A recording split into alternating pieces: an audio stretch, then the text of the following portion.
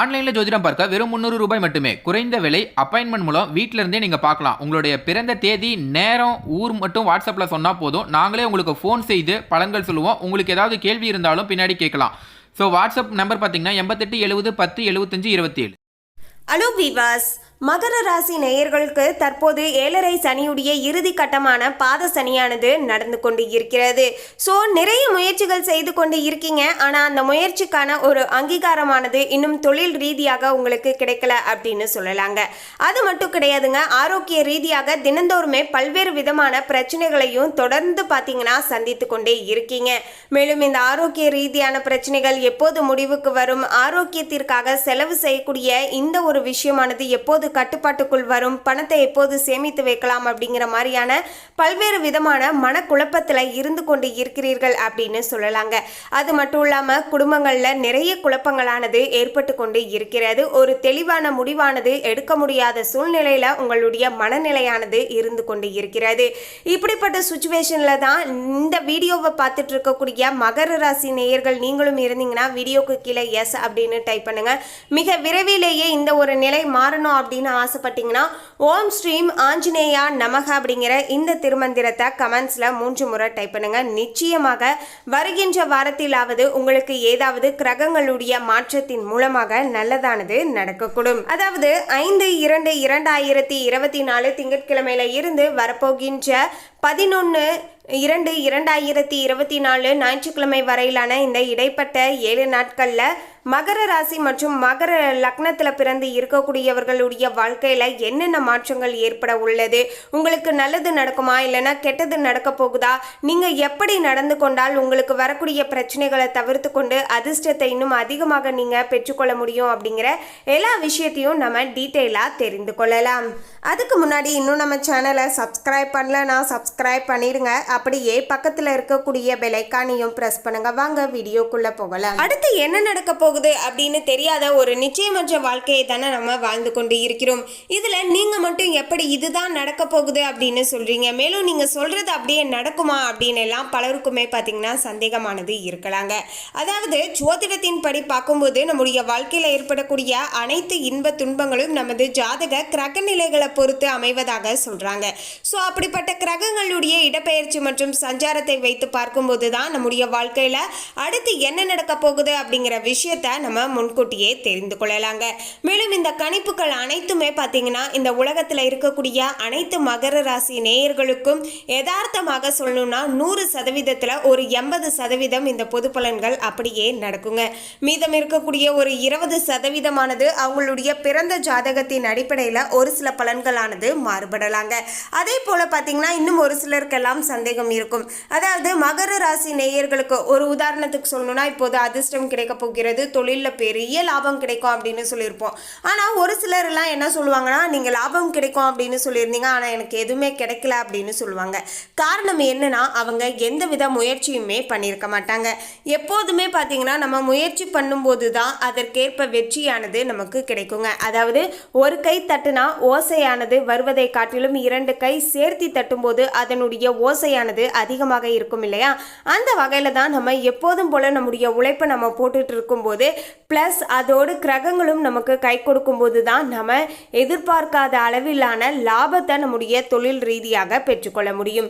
So எப்போதுமே முயற்சி போட்டுட்டே இருங்க. அந்த முயற்சிக்கு ஏற்ப கிரகங்களும் சாதகமாக இருந்துச்சுன்னா உங்களுக்கு மிகப்பெரிய அதிர்ஷ்டமானது கிடைக்கும். அதே போல் கிரகங்கள் சாதகமாக இருக்கின்ற நேரத்தில் நீங்கள் ரொம்பவே அசால்ட்டாக தொழிலில் எந்தவித முயற்சியுமே பண்ணாமல் இருந்தீங்கன்னா உங்களுக்கு லாபம் கிடைக்காது. இந்த ஒரு விஷயத்தை தெளிவாக புரிஞ்சுக்கோங்க. மேலும் பிப்ரவரி மாதத்துடைய 1வது வாரத்தில் திருக்கணித பஞ்சாங்கத்தின் அடிப்படையில் நவ கிரகங்களுடைய சஞ்சாரத்தை வைத்து பார்க்கும்போது சூரியன் உங்களுக்கு மகர ராசியில் அமர்ந்து சஞ்சாரம் செய்கிறார். செவ்வாய் தனுசு ராசியில் நின்று கொண்டு இருக்காரு. பிப்ரவரி 5ஆம் தேதி மகர ராசிக்கு மாறப்போகிறார். புதன் மகர ராசியிலேயே சஞ்சாரம் செய்கிறார். மேசத்தில் குருவுடைய சஞ்சாரமும் சுக்கிரன் தனுசு ராசியிலையும் அமர்ந்து நமக்கு சஞ்சாரத்தை கொடுத்து கொண்டு இருக்காரு. மேலும் மற்றபடி கும்பத்தில் சனி, மீனத்தில் ராகு, கன்னியில் கேது என மாற்ற கிரகங்களுடைய சஞ்சாரமானது இந்த வாரத்தில் பார்த்தீங்கன்னா நமக்கு அமைஞ்சிருக்குங்க. ஸோ இதை வைத்து தான் பார்த்தீங்கன்னா மகர ராசிக்காக இனி வரப்போகின்ற நாட்கள் எப்படி இருக்கும் அப்படிங்கிற பலன்களானது கணிக்கப்பட்டு இருக்கு. மகர ராசி அன்பர்களே, அதாவது இனி வரப்போகின்ற அடுத்த 7 நாட்களானது மகர ராசி நேயர்களுக்கு சூரியன் 1ஆம் இடத்தில் அமர்ந்து சஞ்சாரம் செய்து கொண்டு இருக்காரு. ஸோ இதன் விளைவாக சகோதரி வகையில் உங்களுக்கு செலவுகளானது கொஞ்சம் அதிகமாக வரும் என்பதால கொஞ்சம் அது தொடர்பான விஷயங்கள்ல விழிப்புணர்வுடன் நடந்துக்கோங்க. மேலும் வெளியூர் பயணங்களை விலக்கி வைத்துக் கொள்வது உங்களுக்கு நல்லதாக இருக்க கொடுங்க. முடிஞ்ச அளவுக்கு பார்த்தீங்கன்னா மேக்சிமம் பார்த்தீங்கன்னா பயணங்கள் செய்வதை அவாய்ட் பண்ணிடுங்க. ஒருவேளை நீங்கள் சென்றே ஆகணும் அப்படிங்கிற பட்சத்தில் கொஞ்சம் கேர்ஃபுல்லாக பார்த்தீங்கன்னா பயணத்தில் ஈடுபட்டுட்டு வாங்க. அதுதான் உங்களுக்கு நல்லதாக இருக்க கொடுங்க. மேலும் வீண் வம்புகள் ஏற்படாமல் பார்த்து கொள்ள வேண்டியது ரொம்ப ரொம்ப ரொம்ப பார்த்தீங்கன்னா அவசியமான ஒரு சுச்சுவேஷனில் இருக்கீங்க. நீங்கள் நல்லதுன்னு நினச்சி செஞ்சால் கூட பார்த்தீங்கன்னா அதில் இருந்து உங்களுக்கு தேவையில்லாத வீண் வம்புகளானது வரும் என்பதால் முடிஞ்ச அளவுக்கு யாருக்கிட்டையும் பார்த்தீங்கன்னா வாய் கொடுக்க வேண்டாங்க. நல்லதோ கெட்டதோங்க அமைதியாக கொஞ்சம் இந்த நேர காலத்தில் இருப்பது நல்லதாக இருக்கக்கூடும். மேலும் சந்திரனுடைய சஞ்சாரமானது குடும்பத்தில் குழப்பத்தை ஏற்படுத்தக்கூடிய வகையில் அமைஞ்சிருக்கு என்பதால் இனி வரப்போகின்ற அடுத்த 7 நாட்கள் சற்று விழிப்புணர்வுடன் இருந்து கொள்ள வேண்டுங்க.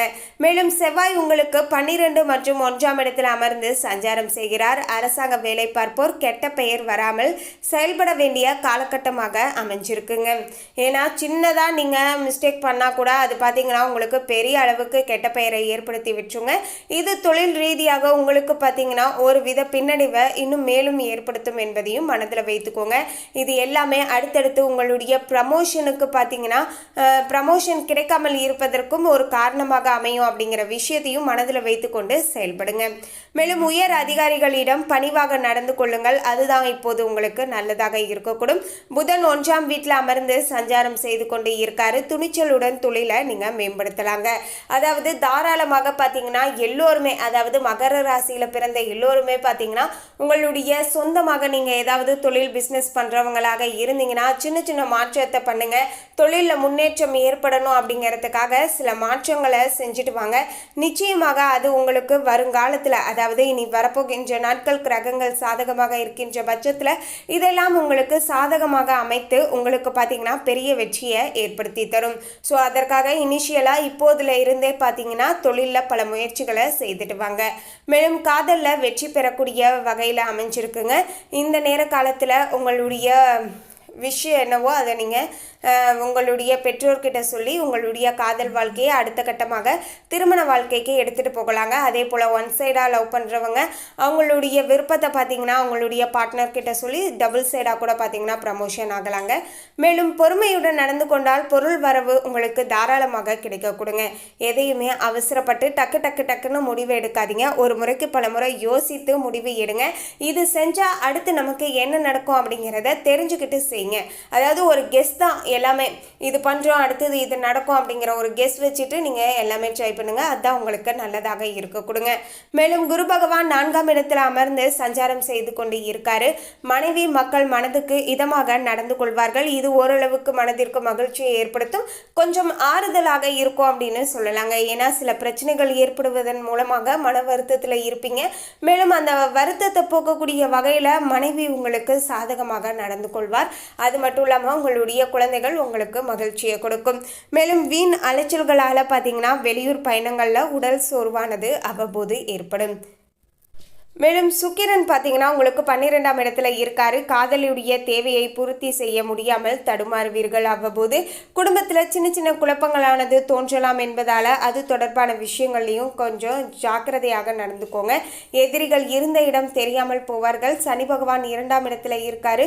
உடல் ஆரோக்கியத்தில் கொஞ்சம் அக்கறையோடு இருப்பது நல்லதாக இருக்க கொடுங்க.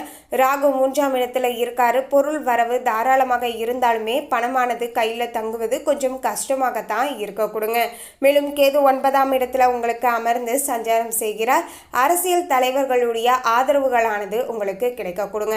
மொத்தத்தில் மகர ராசி நேயர்கள் இனி வரப்போகின்ற அடுத்த 7 நாட்களானது சற்று விழிப்புணர்வுடன் ஜாக்கிரதையாக இருந்து கொண்டால் ஒரு சில பிரச்சனைகள் ஏற்படுவதில் இருந்து உங்களை நீங்கள் தற்காத்து கொள்ளலாம் அப்படிங்கிற விஷயத்த மனதில் வைத்துக்கோங்க.